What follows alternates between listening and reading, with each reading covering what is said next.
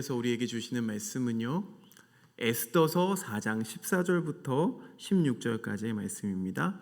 에스더서 4장 14절부터 16절까지의 말씀 제가 읽어 올리겠습니다. 이때에 내가 만일 잠잠하여 말이 없으면 유다인은 다른 데로 말미암아 노임과 구원을 얻으려니와 너와 내 아버지 집은 멸망하리라.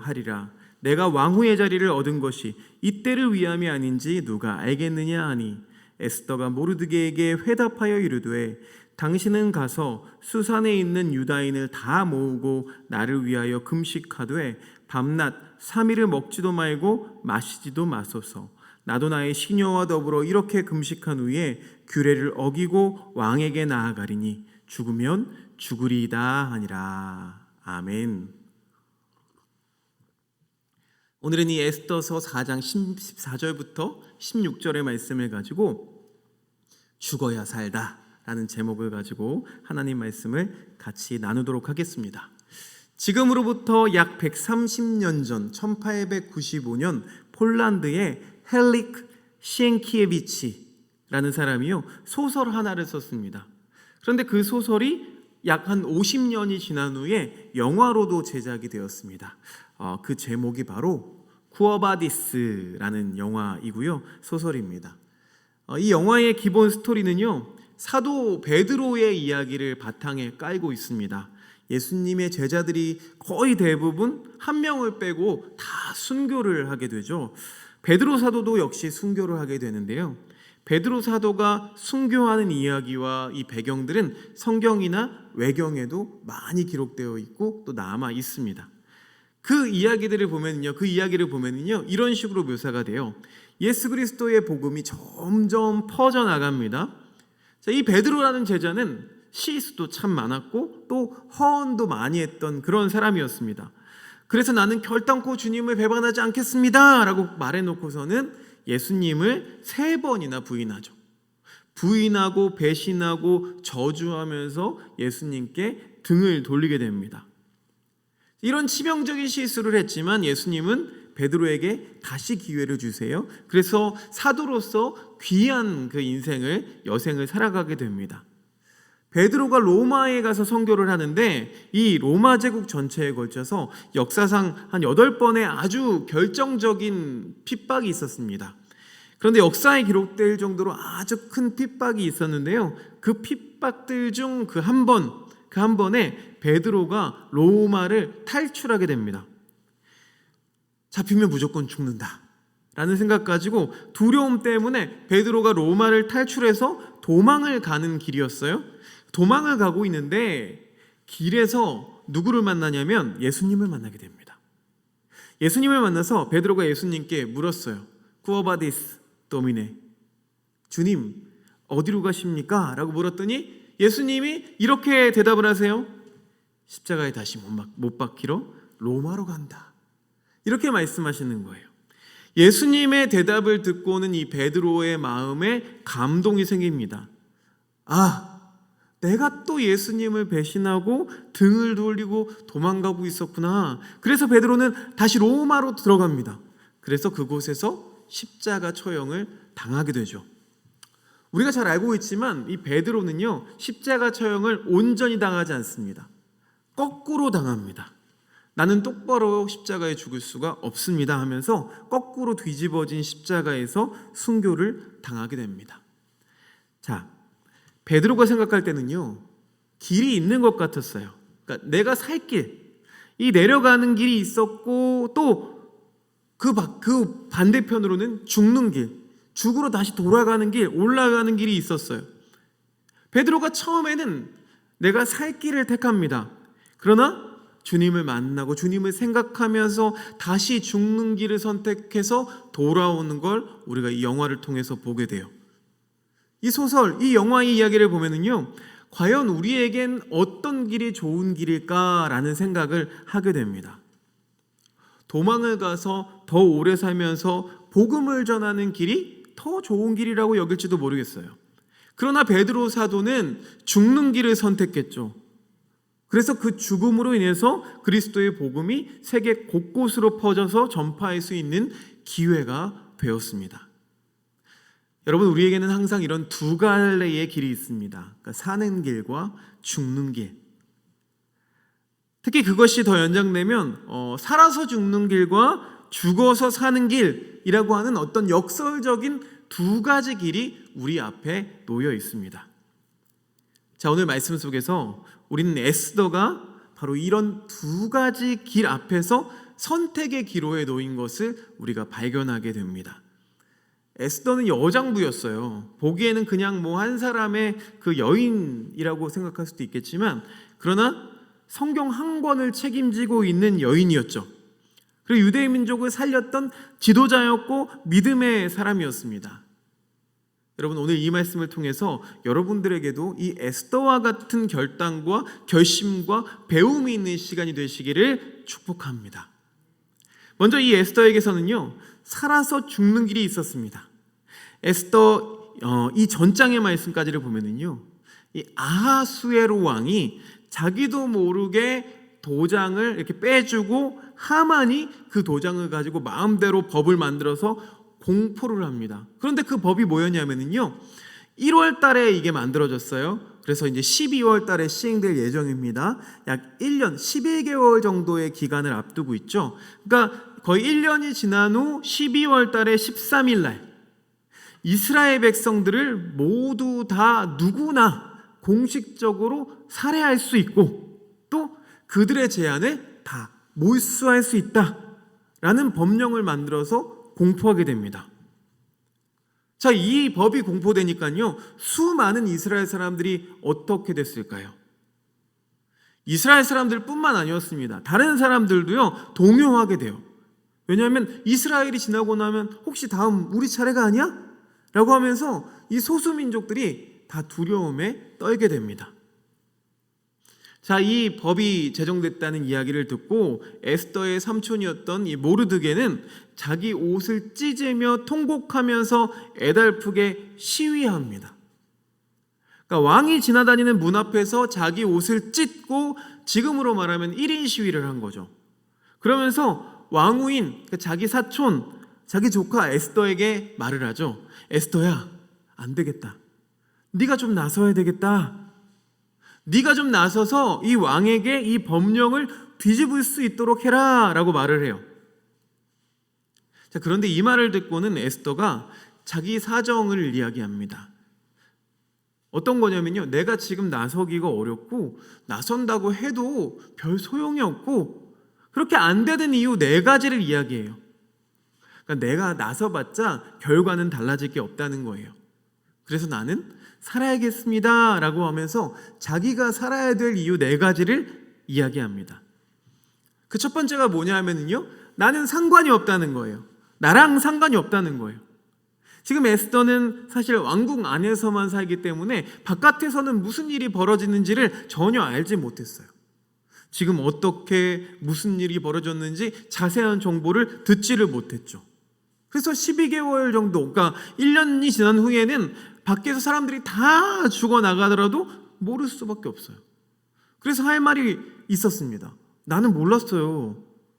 나는 이렇게 지금 벌어지고 있는 일이 무슨 일인지 전혀 알지 못했어요 라고 핑계댈 수 있었죠. 더욱이 이 에스더가 유대인이라는 사실을 아무도 몰랐습니다. 삼촌 모르드게가 네가 유대인이라는 사실을 아무한테도 말하지 말아라 라고 했기 때문에 유대인인지를 아무도 모르고 그냥 모른 척하고 있어도 괜찮아요. 자기 목숨은 부지할 수 있어요. 심지어 누군가 알게 된다고 할지라도 여러분 생각해 보세요. 왕후인 에스더를 누가 와서 해할 수가 있겠습니까? 아무도 해하지 않을 거예요.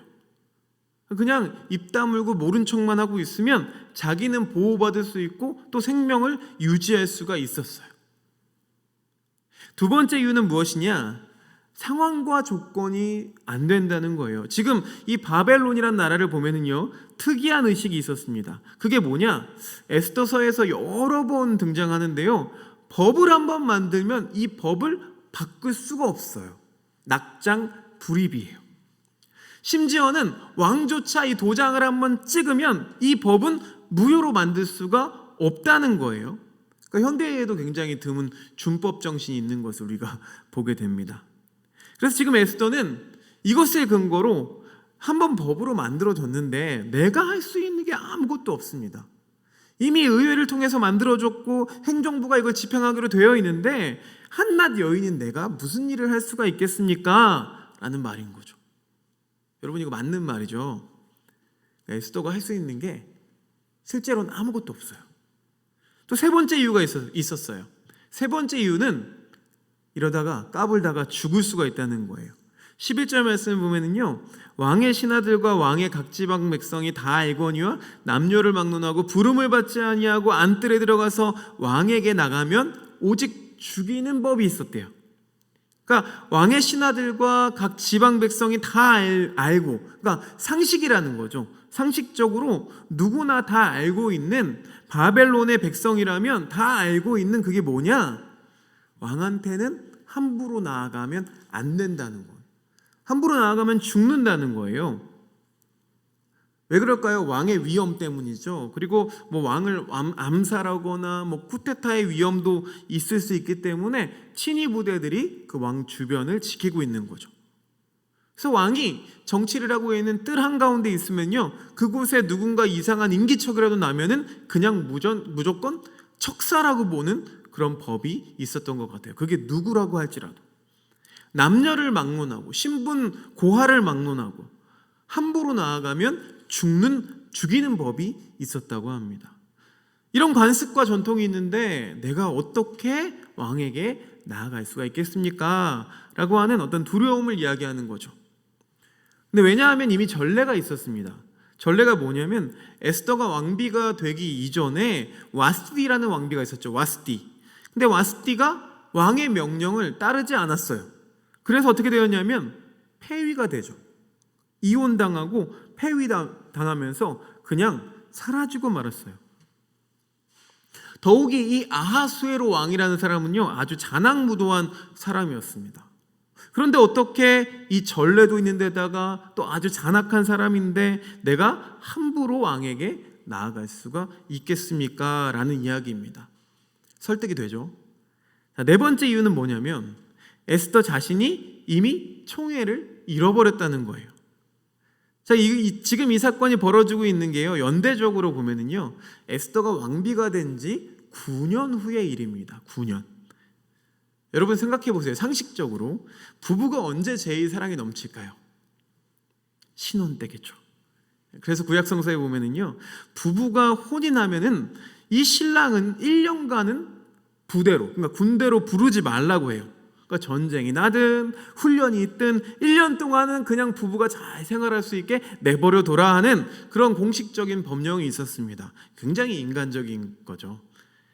아하수에로 왕과 이 에스더 왕비는 뭐 얼마 동안의 신혼부부의 뜨거움을 가졌는지는 잘 모르겠습니다. 여러분은 지금도 친하시죠? 그렇죠?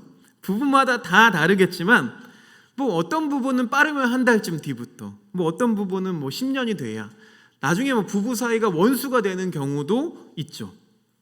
자, 그런데 지금 언제라고요? 왕비가 되고 결혼하고 9년 후의 일이었다고요. 자, 이 에스더라는 여인이 가진 장점은요, 에스더 2장을 보면 잘 나와 있습니다. 에스더를 왕비로 딱 뽑을 때에 에스더의 뭐 인성이나 품성, 지혜로움 이런 걸 보고 뽑은 게 아니었어요. 딱 두 가지만 보고 뽑았습니다. 여성분들께는 죄송합니다. 현대에는 굉장히 어울리지 않는 일인데, 하나는요, 그냥 외모가 예뻤대요. 그러니까 미스 바벨론이었던 거죠. 외모, 이거 딱 하나 때문에 뽑았고, 또 하나가 있다면 잠자리가 좋았대요. 그러니까 왕이 에스더와 잠을 자고 난 다음에 뽑았던 거예요. 이 두 가지 이유 외에는 어떤 이유도 성경에 나오지 않습니다. 그러니까 믿음도 품성도 말하는 것도 인격도 그런 거 보지 않고 단지 외모 때문에 뽑은 게 바로 이 에스더였어요. 그런데 그 이후에 9년이라는 시간이 지났죠. 9년이면 이제는 에스더는 불안한 때입니다. 왠가 하면 왕에게 여러분 부인이 에스더 한 명밖에 없었을까요? 결코 그렇지가 않았겠죠. 많은 부인이 있었고 그리고 수시로 젊은 여자들이 새로 채워졌을 거예요. 에스더는 이 9년이라는 시간을 보내면서 젊은 여자들이 계속 올라오는 것을 보면서 굉장히 위협을 느꼈을 거예요. 그러니까 내 자리가 형식적인 자리가 되거나 오늘날 나도 이 와스디처럼 쫓겨나지는 않을까라는 두려움이 이 안에 항상 있었다는 거예요. 그리고 심지어 에스더가 이렇게 얘기를 합니다. 나는 지금 30일 동안이나 부름을 받지 못했습니다. 30일 동안 왕이 자기 얼굴도 보지 않았다는 거예요. 그게 무슨 뜻입니까? 다른 여자랑 행복하게 있다는 거죠. 이게 사랑도 식어버려서 내가 불안한 때인데 내가 왕한테 가서 그 베갯머리 송사라고 하죠, 우리가. 이 베갯머리 송사가 될 수가 있겠습니까? 에이, 어림도 없습니다 라고 하는 거죠. 지금 내 코가 석자예요. 이 네 가지 이유를 다 들어보면 뭐라고 합니까? 저 못합니다. 다 못할 이유들이에요. 맞는 말이죠. 진짜 왕한테 가서 이런 말을 꺼낼 수도 없고 또 바꿀 수도 없는 게 현실인 것 같아요. 여러분, 우리 인생에는요 이런 순간들이 많이 있어요. 우리가 도전해야 되는데 또 넘어가야 되는데 넘어가지 못할 이유, 교회 안에서도 또 인간관계에서도 이런 일들이 참 많이 있잖아요. 우리가 교회에서 이런 말 많이 하죠. 항상 사랑합시다 라고 하는데 이쪽을 보면은 참 사랑스러운 사람이 있을 수 있지만 저쪽을 보니까 또 원수 같은 사람이 있을 수도 있어요. 꼴 보기 싫은 사람이 있을 수도 있어요. 심지어는 집에 가서 있을 수도 있어요. 그런 관계가 우리들의 관계인 거죠. 사랑하라고 그러지만 마음이 동하지 않는데 어떻게 사랑할 수가 있겠습니까? 교회 안에서도 심지어는 가정 안에서도 이렇게 사랑하기가 힘든데 어떻게 사랑을 실천할 수가 있겠어요? 우리가 도전합시다, 세상으로 나아갑시다 라고 하지만 그러지 못할 이유들이 우리 앞에 얼마나 많이 있느냐는 거예요. 그러나 이런 자명한 이유가 있음에도 불구하고 에스더는 이렇게 살 길, 내가 안 해도 되는 그런 길이 아니라 죽어야 사는 길을 우리에게 보여주고 있습니다. 그 첫 번째는 뭐냐 하면 이 에스더 곁에는 돕는 사람이 있었다는 거예요. 돕는 사람? 에스더가 자기가 못한다는 이유를 지금 쭉 얘기했죠. 내가 도저히 못하는 이유, 오히려 나갔다가 죽음당할 수밖에 없는 이유, 그러니까 내가 못합니다 라고 하는 타당한 이유들을 쭉 이야기했는데 이 말을 다 듣고 모르드게가 에스더에게 아주 중요한 이야기를 해줍니다. 에스더는요 참 복받은 사람이에요. 여러분 주변에도 이런 분이 있었으면 좋겠습니다. 개인적으로 이 에스더서를 보면은요 성경이 이 에스더에 대해서는 그렇게 특별히 탁월한 거에 대해서 얘기를 하지 않아요. 그런데 감사한 것은 이 에스더 옆에 모르드게라고 하는 지혜롭고 명철한 믿음의 사람이 있었다는 거예요. 그래서 모르드게가 이 에스더를 계속 코치합니다. 이렇게 하면 좋지 않겠느냐? 저렇게 하면 좋지 않겠느냐? 그럼 멘토의 역할을 이 모르드게가 하죠. 특히 이 순간에 네가 꼭 해야 되는 중요한 길을 안내를 해주는데 그냥 네가 무조건 해라 이게 아니에요. 두 가지 깨달음을 갖게 해줍니다. 그 첫 번째가 뭐냐? 하나님은 반드시 구원하시는 분이시라는 거죠. 우리가 함께 읽었는데 오늘 14절부터 읽었는데요. 13절 말씀을 제가 읽어드릴게요.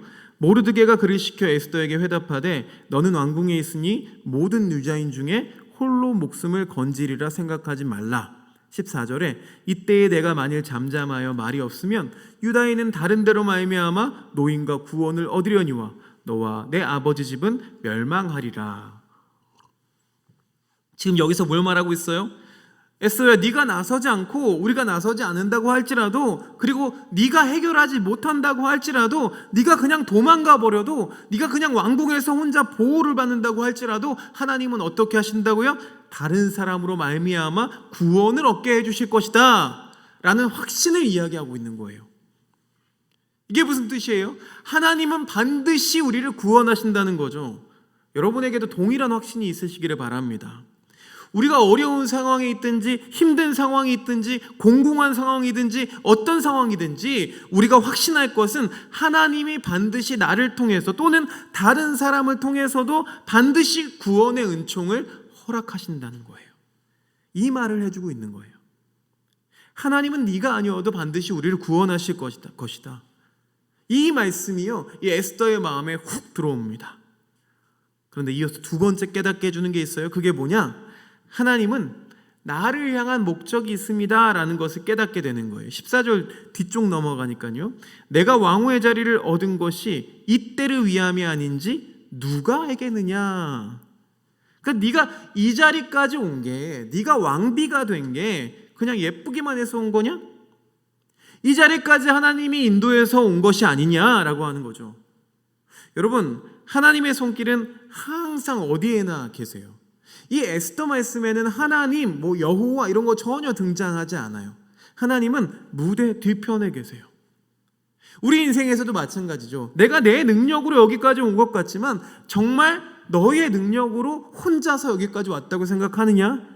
그 뒤에서 하나님의 손길이 네 인생을 여기까지 끌고 오고 또 인도해 주셨다는 것을 네가 알지 못하느냐? 라는 것을 우리에게 지금 이야기해 주는 거죠. 네가 왕비가 된 것은 너 혼자 잘 먹고 잘 살라고 하나님이 너를 여기 세워준 것이 아니다. 바로 이 순간을 위해서 이 순간에 너의 목숨을 걸라고 하나님이 너를 인도해 주신 것이 아니냐라고 하는 깨달음을 주는 거죠. 여러분, 하나님은 우리 모두의 인생에 목적을 주시는 줄로 믿습니다. 우리 인생에 목적이 있어요. 여러분을 지금 이 자리까지, 여러분 지금 이 나이까지 여러분의 가정으로 또 지금의 사람들을 만나도록 또 이 행복을 나누는 하나교회 공동체에서 함께 신앙생활을 할 수 있도록 인도해 주신 것이 결코 우연이 아니라 다 하나님의 놀라운 계획과 목적이 있음을 저는 믿습니다.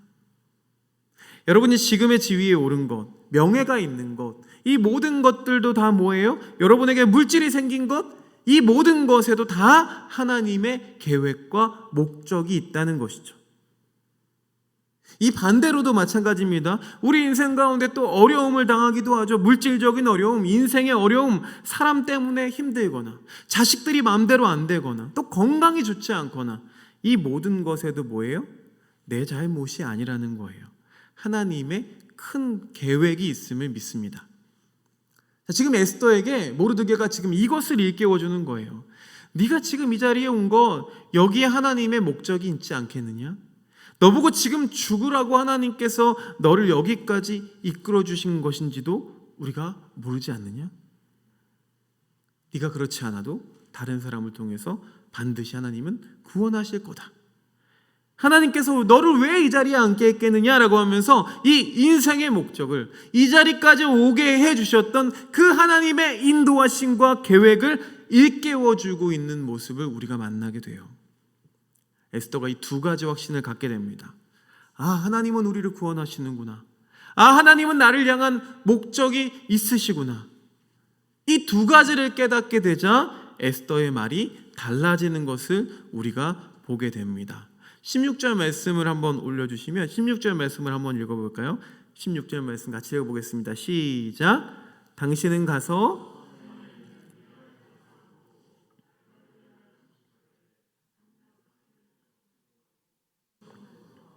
나도 나의 신령과 더불어 이렇게 금식한 후에 규례를 어기고 왕에게 나아가리니 죽으면 죽으리이다 하니라. 아멘. 되게 유명한 말씀이죠. 죽으면 죽으리이다. 에스더의 이 마음속에 두 가지 깨달음이 딱 왔어요. 아, 그렇구나.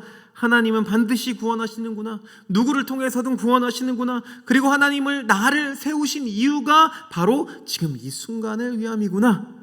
이 두 가지 확신이 들자 열심을 내게 됩니다. 여러분, 우리가 믿음이라는 것은 깨달음이죠. 진리를 아는 거예요. 우리 마음속에 깨달음, 하나님이 나를 구원하시는구나 라는 이 확신만 들어도 우리에게는 두려움이 없는 줄로 믿습니다. 여러분, 이런 크리스천이 무서운 크리스천이죠. 교회만 왔다 갔다 하는 크리스천 1만 명이 있어봤자 아무 소용이 없어요. 그러나 마음의 각성, 아, 하나님이 나를 정말 구원하시는구나, 그의 의로운 오른팔로 전능하신 팔로 나를 붙들고 계시는구나, 이 확신이 있으면 두려울 게 하나도 없는 줄로 믿습니다. 이제 에스더가 목숨을 걸어요. 이전에는 단지 외모 하나 아름다운 것을 가지고 살아가던 사람이었습니다. 아무것도 없었어요. 그런데 이 마음속에 이 복음의 확신이 들어가는 순간 자기 인생과 모든 목숨을, 그래서 죽으면 죽으리이다, 까짓건 내가 죽겠습니다. 이 순간 내가 죽는 것이 그것마저도 하나님의 계획이라면 내가 죽겠습니다 하면서 자기의 목숨과 그동안의 인생과 왕비라는 타이틀까지 자기의 커리어의 모든 것을 걸고 죽으러 가는 이 한 여인의 비장한 모습을 우리가 만나게 돼요. 여러분, 믿음은 바로 이런 거예요. 믿음의 확신이 우리 가운데 들어오면 내가 이 순간을 위해서 하나님이 모든 것을 계획하셨군요 라고 고백하면 순간 어떻게 될까요? 우리가 우리 앞에 있는 장애물을 뛰어넘게 돼요. 그것을 극복하는 놀라운 능력이 우리 가운데 생겨나게 돼요. 제가 말씀 시간에 바울 이야기를 많이 하죠. 오늘도 바울을 한번 생각해 볼게요. 자, 바울이 다메섹 길을 가는 도중에 누구를 만나게 됩니까? 예수님을 만나게 되죠. 예수님을 만나고 하늘에서 빛이 비치면서 눈이 멀게 돼요. 눈이 멀어요.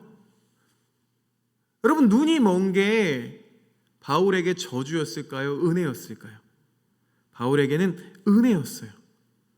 눈이 머는 순간 바울이 무엇이 들리게 됩니까? 예수님의 음성이 들리게 돼요. 이전에는 들리지 않았어요. 위풍당당하게 살기등등하게 허리를 쫙 펴고 걷던 사람인데 눈이 머는 순간 그동안 듣지 못했던 그 하나님의 음성이 귀에 들리기 시작한 거예요. 눈이 닫히는 순간, 그러니까 세상에 대해서 눈이 닫히는 순간 마음의 문이, 그 영혼의 문이 열리게 된 줄로 믿습니다. 우리에게도 동일합니다. 우리의 영혼이 우리 세상에 대한 욕심과 탐욕이 죽는 순간 어떻게 됩니까? 새로운 생명들이 열리게 되는 줄로 믿습니다. 그래서 우리의 욕망의 눈이, 이 탐욕의 눈이 멀어야 거룩한 눈이 열리게 되는 거예요. 영성의 눈이 열리게 되는 거예요. 예수님을 깊이 생각해 보자고 했어요. 예수님이 십자가를 지고 어디로 가십니까? 죽음을 향해 걸어가셨죠. 죽으러 가신 거예요. 그런데 죽으러 가는데 어떻게 돼요? 부활하세요. 그래서 다시 사는 길을 예수님께서 열어주셨어요. 예수님께서 우리에게 말씀하세요. 죽으러 가라 라고 그러세요. 넓은 길 말고 너희들은 좁은 길로 가라 그러셨어요.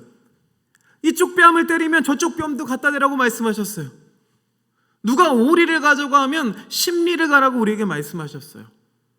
심지어 원수같이 미운 사람을 어떻게 하라고 말씀하셨어요? 복수하라가 아니라 원수까지도 사랑하라 라고 우리에게 말씀해 주셨습니다. 여러분, 원수까지도 사랑하는데 우리가 무엇을 하지 못하겠습니까? 죽음까지도 예수님은 각오하고 가셨는데 우리는 이 세상 속에서 무엇을 두려워하면서 길을 걸어가지 못하고 있습니까? 죽으러 갈 때 바로 거기에 사는 길이 열리는 줄로 믿습니다. 자, 이렇게 에스더가 죽기를 각오했어요. 그랬더니 그때 사는 길이 열리게 되는 거죠. 우리에게도 이런 죽는 것들이 많아야 돼요. 우리 마음의 세상에 대한 욕심들도 죽어야 되고요. 더 많이 갖고 싶고 더 높아지고 싶은 욕심들, 욕망, 탐심, 음란함, 이 모든 것들이 죽을 때에 우리가 살게 되는 거예요. 또 우리 자아가 죽어야 되죠. 항상 주장하고 나 아니면 안 된다는 생각을 하고 교회 안에서도 내가 드러나야 되고 봉사하면서도 내가 드러나야 되고 사회에서도 인간관계 속에서도 내가 드러나야 되고 여러분 이렇게 되면 어떻게 됩니까? 그런 사람이 있으면 주변이 다 죽어요. 여러분 우리 집안에서도 마찬가지죠. 아버지든 어머니든 자식이든 누구든 자기 주장을 높이게 되면요 그런 사람 하나가 있으면 어떻게 될까요? 가정이 다 죽어요. 말씀을 통해서 예수님은 분명히 우리에게 말씀해 주십니다. 내가 죽어야 된다는 에스더는 죽으면 죽으리라 하고 자기가 죽는 길을 선택하게 되니까 그녀의 죽는다는 그 각오를 통해서 이스라엘 민족이 다 살게 되는 길이 열리는 것을 우리가 보게 됩니다. 에스더가 내가 죽으면 죽으리다 라고 말하면서 무엇을 부탁할까요? 함께 죽어달라고 부탁하죠. 16절에 모든 유대인들을 다 모아서 먹지도 말고 마시지도 마소서. 나도 시녀들과 함께 금식하겠습니다. 금식하며 자기 옷을 찢으며 금식하는 그 시간들, 그 죽는 시간들이 있었기 때문에 뒤에 사는 시간들이 열리게 되는 거죠. 사랑하는 행복을 나누는 하나교회 교우 여러분, 저는 이 수요기도의 시간이 너무 귀합니다. 기도의 시간을 드릴 때마다 항상 그런 마음을 가져요. 이 시간은 죽는 시간이에요. 이 시간은 어떻게 보면은요, 여기 나와서 그냥 시간을 버리는 정말 죽는 킬링 타임이라고 여길지도 모르겠어요. 그런데 정말 죽는 시간이에요. 여러분, 이 기도회에 죽으러 나온 교우들이 있어요. 우리의 눈을 감고 불을 끄고 캄캄한 어둠 속에서 죽는 시간을 갖습니다. 교회를 위해서, 교우들을 위해서, 병마 중에 있는 교우들을 위해서, 마음 상한 교우들을 위해서 기도해요. 한국교회를 위해서도 기도해요.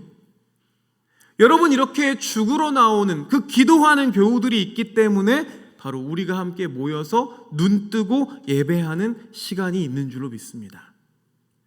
우리 교회가 부흥하는 건요, 반드시 이런 시간들이 있어야 하는 것입니다. 수요기도회, 금요기도회에 나와서 더 기도하는 사람들, 더 죽는 사람들, 금식하고 아파하고 나뿐만 아니라 다른 사람들을 위하여서도 기꺼이 기도해주는, 내가 잠자고 싶고 내가 쉬고 싶은 그 시간을 두들겨서 나오는 바로 그러한 교우들과 기도가 있을 때에, 그 죽는 시간이 있을 때에 바로 생명의 길이 우리에게 열리는 줄로 믿습니다. 우리 함께 예배합시다. 함께 기도합시다. 그러면요, 우리는 항상 살 길을 찾아가요. 목사님, 제가 시간이 너무 바빠요. 제가 너무 바빠서 말씀 읽을 시간이 없어요. 이게 뭐예요? 다 살 길을 찾아가기 때문에 그래요. 그러나 우리는 죽는 길을 찾아야 돼요. 말씀을 보는 시간, 기도하는 시간, 정말 죽을 각오를 하면서 그렇게 나아갈 때에 우리들에게 사는 시간, 생명의 길이 우리에게 열릴 줄로 믿습니다. 오늘 에스더에게는 크게 두 가지 길이 있었어요. 자기가 선택할 수 있었습니다. 사는 길을 선택했다면 어떻게 됐을까요? 오늘 말씀에 나온 것처럼 너와 내 집, 그리고 너희 아비 집은 망하리라, 죽으리라 라는 그 죽음의 길에 도달하게 됐을 것입니다. 그러나 에스더가 죽는 길을 선택하자, 죽으면 죽으리라 라는 그런 믿음의 길을 선택하자 어떻게 됐습니까? 사는 길이 끝에 열리는 것을 우리가 보게 됩니다. 믿음의 길은 죽는 길이에요. 여러분, 많이 죽으시기를 바랍니다. 주님 앞에 나와서 우리가 침묵으로 기도하면서, 엎드려 기도하면서, 무릎 꿇고 기도하면서, 불 끄고 기도하면서, 내 두 눈을 감고 세상에 대한 욕망과 탐욕을 줄이면서, 내 자아를 죽이면서, 내 입술을 죽이면서 그렇게 기도하면서 우리에게 새로운 생명의 길들이, 하나님이 주시는 그런 생명이 우리에게 열리게 되는 것을 만나게 되는 그 축복이 우리 교우 모두에게 충만하기를 간절히 소망합니다. 함께 기도하겠습니다. 주님, 감사합니다. 하나님, 오늘 우리에게 주시는 말씀을 우리가 기억하며 우리 앞에 두 가지의 길이 있을 때에 과연 우리는 무슨 길을 선택해야 하는지 하나님 우리에게 말씀해 주시는 줄로 믿습니다. 우리가 죽으러 가겠습니다.